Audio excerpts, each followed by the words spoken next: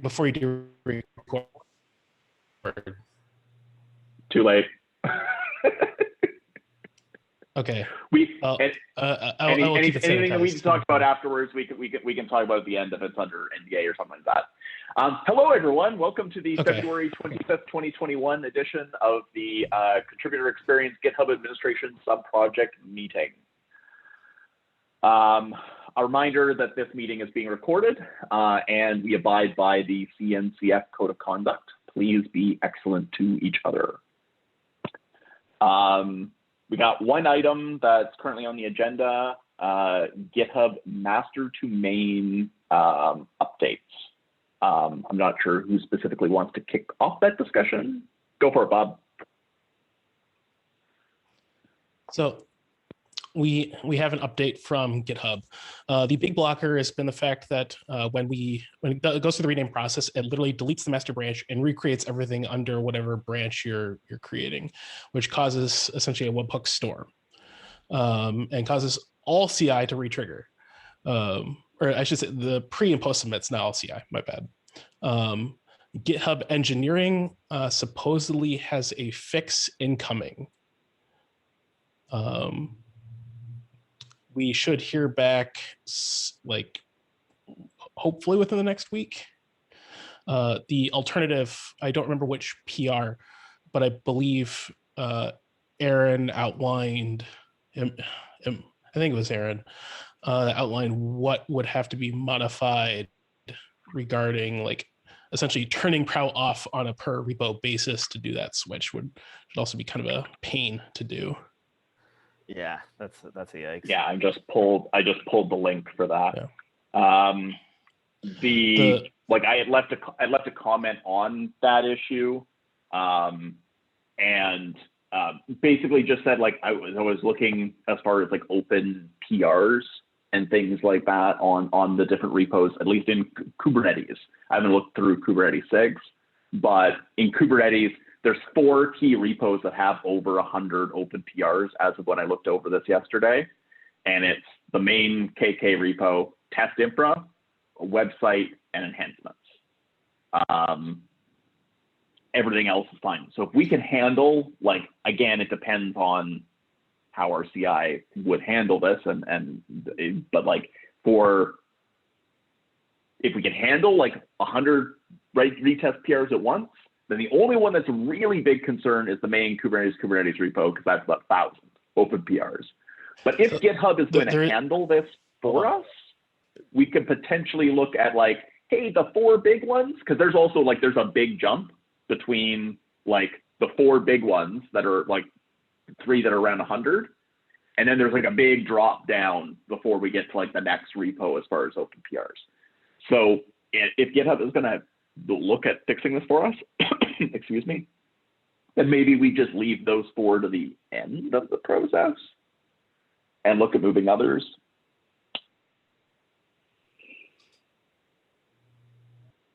I feel like Bob has thoughts. One actually other big thing with K website. Yeah, so with K website, it will retrigger all the Netlify jobs again, which eats into our build minutes there. Although I don't know if we actually have any transparency into, because that is owned by the parent CNCF org. I don't know if we actually have transparency into that. But mostly as something like this came up in the spam PR thing a while ago. Yeah, with the website thing, though, we can also likely shut off, like we could temporarily disable the hooks for website. The Prow one, like the main Prow hook, is at the org level. So that makes it trickier because we can only flip it on and off at the org level. But for website, if we're moving website, we can like turn down the hook sending for website, move it, turn the hook sending back up, and hopefully things will work still. Would we drop logs on the Netlify side as a result of that? That shouldn't be an issue. The other additional thing is, like, for any Netlify site, you do have to manually go in there and reconfigure the branch when you rename it. It does not follow like the deploy branch. So this in generally shouldn't be too much of an issue, but we like just in our checklist of when repos are migrating, like if they have a Netlify site, that has to be coordinated. Yeah. Yeah. Yeah, and it sounds like it's just going to be like, I don't think we're going to be able to like automate and do a mass migration all at once. It's likely going to be there's enough little fiddly knobs with things that will want to make it like, okay, there's an actual human process behind this that has to go and like check these prerequisites, do the thing, and then make sure that any post migration steps are taken care of. It sounds like it would be fine either way, because if the Netlify stuff is configured on like the Netlify TOML config, like we'd have to send a PR. That part is not. Gotcha. That is also something only GitHub admins can actually handle for the individual repos. Right. Because it's actually which branch is Netlify looking at to even get the TOML file. Right. I mean, this is not bad though, because like we know we're going to walk into which means like we know that it can't retrigger because we're going to be walking into a break anyway. Like there will have to be human intervention. Yeah. So I think at this point it's mostly, essentially writing up the punch list of the process that people need to follow for this stuff. Also, looking at whatever needs to happen in test infra if you have like branch protection, just like lots of little conditionals and just like FYI, go look at this. So Aaron has, I think at sorry. this point, I think at this point, Aaron has like multiple punch lists around this for different repos that he's tried out. I was going to run forward and do it for enhancements in the SIG release repos, but he beat to the punch on the testing side. So I think he's done Kates.io as well as I don't think he's done testing. The K.org. That's the K.org. Yeah. So K.org is Kates.io and K.org. Yeah. So he has punch lists for each of those tasks already. So we can lift from there. The other thing that like doesn't block us like hand migrating, like we can keep moving forward with hand migrating repos that are eager and ready to move, but something that I'm still concerned about and likely need to check with like Dims or Nikita is the publishing bot for staging repos and how we're handling those, because there may be some extra fun config in there as far as handling them. Granted, if those are near the end of the process anyways, that's okay, because we don't really expect humans to be PRing much into the default branch for those anyways. It's just the publishing bot that's doing it. And we also, because of the tags we're publishing, we're not like expecting people to be cloning out the default branch really anyways. They're going to be targeting specific release branches or tags anyways. So leaving that to near the end of the process, I think is okay, but that's still something that comes up for me as far as other fun automation that we maybe need to take a look at and see how it's going to handle that use case. Well, it's the publishing rules in staging publishing rules.yaml. I think that there are some defaulting bits that you can do. I know at least for the Go version, and probably for the branch as well, because they're all targeted per branch, right? I think they're release branches and then configs per branch, assuming that you don't have a default config, or for overriding a default config if you want to. So it would be a change to that. And yeah, for the publishing repos, no one should be pushing to those repos manually anyway. So I think we should be fine there. I would almost say that is one that we would maybe want to consider in the middle pool of like, okay, this has some special caveats, but it's another good test case. I don't think it needs to necessarily wait till the end. Well, it depends on how the thing I'm more thinking about is depending on how the publishing bot is actually handling the, like, how it determines what the default branch is. Like, does it have hard-coded master strings somewhere in it, or is it, you know, when it, you know, clones and pushes and that kind of stuff, is it adopting the configurations from what it's getting from GitHub? Because if it's doing that and it's just like doing like default Git configs, if it's like recloning and using what GitHub is giving it, then it should just adapt just fine. But if there's like hard-coded master strings, which would not would not shock me if there's hard-coded master strings in some places, that we just need to adapt those. Yeah, it's so for rules wise, it's going to pull from that staging publishing rules.yaml. I just linked it in the chat. And yeah, the branches are hard coded. So it would be a change to that config, and then after that, it should be good to go. Oh, gotcha. then we need, yeah. Well, the tricky part about that though is then like, yeah, it's figuring out like how often it runs. We might just need to like pause the publishing bot, do the changes, because it takes time for things to get merged into Kubernetes, wait for it to get merged, make the change, do it. So yeah, but there'll be probably some interesting ordering stuff. Yeah, just to make sure that we don't break things. If anything, for these situations, I would probably, you know, hit the configs on the release branches first, and then come back to master, because the release branches move slower. Yeah. Or you could double up the configs, potentially. Have one, you know, have a duplicate copy for both master and main.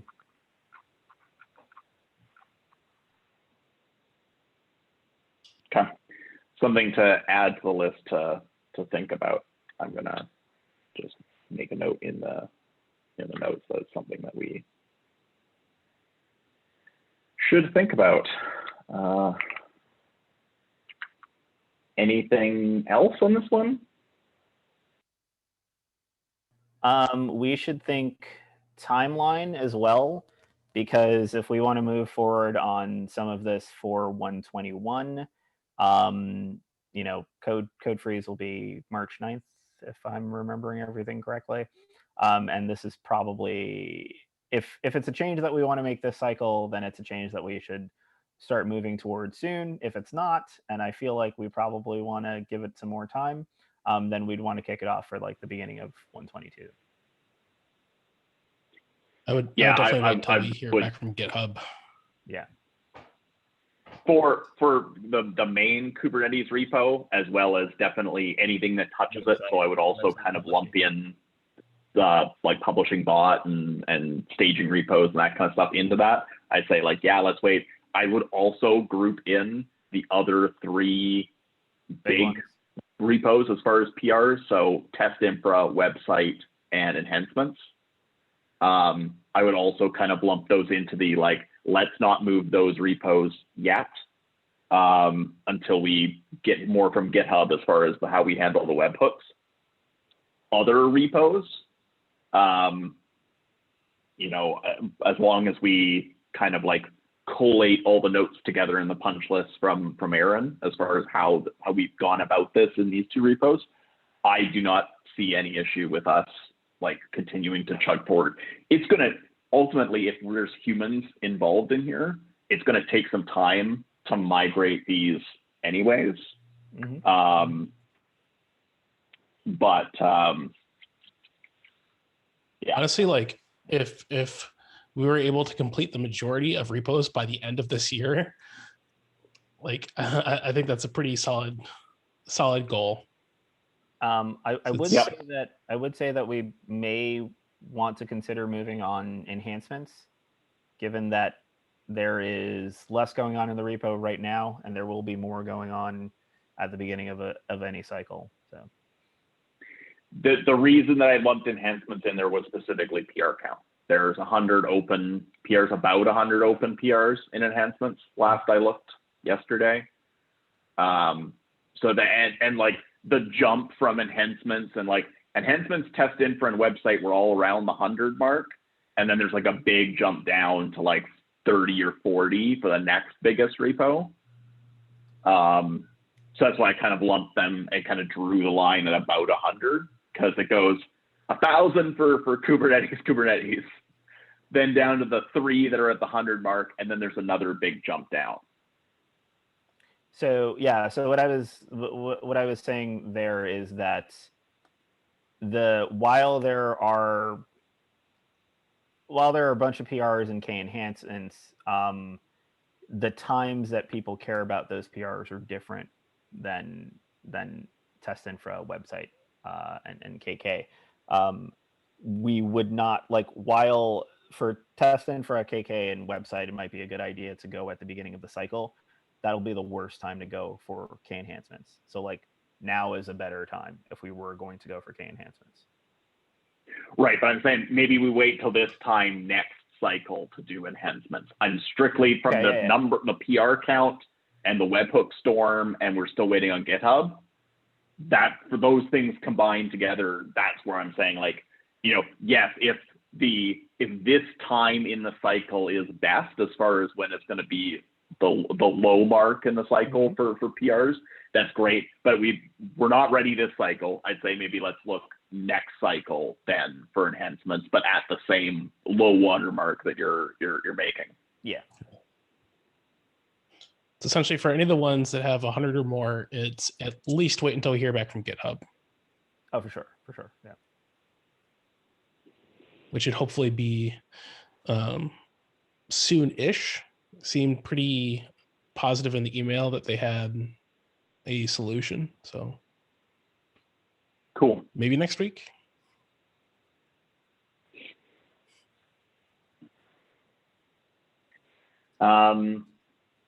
Anything else? Master main updates, anything else on that topic?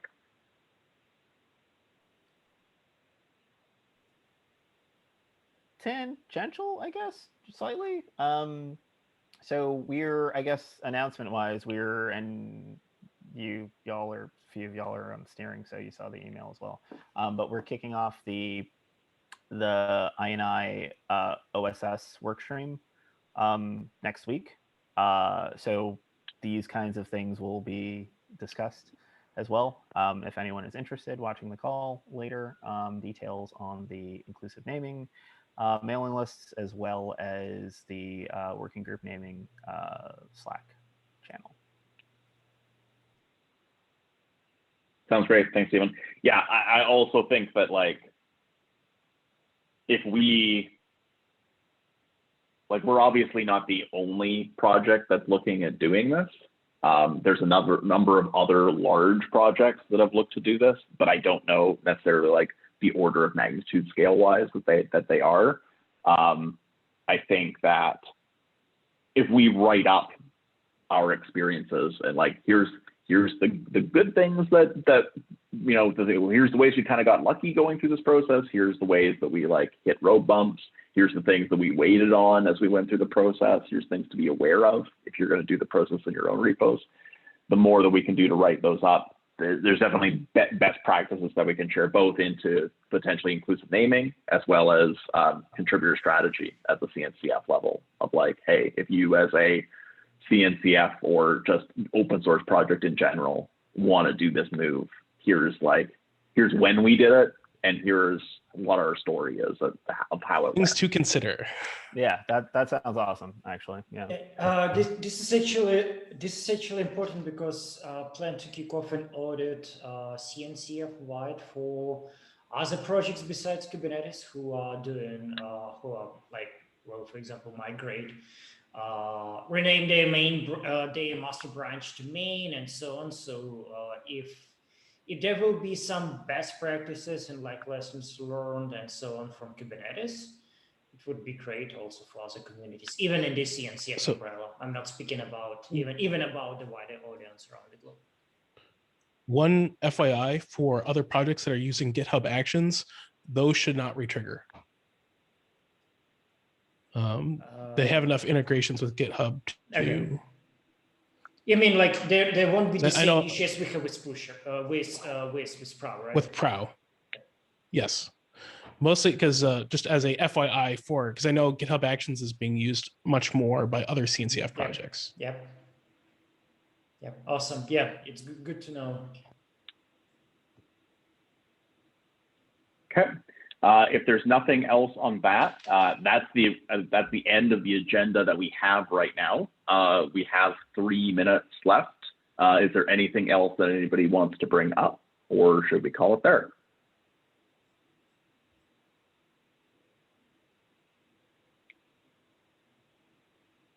Okay, sounds good. Thanks so much, everybody. We will see you next month. All right.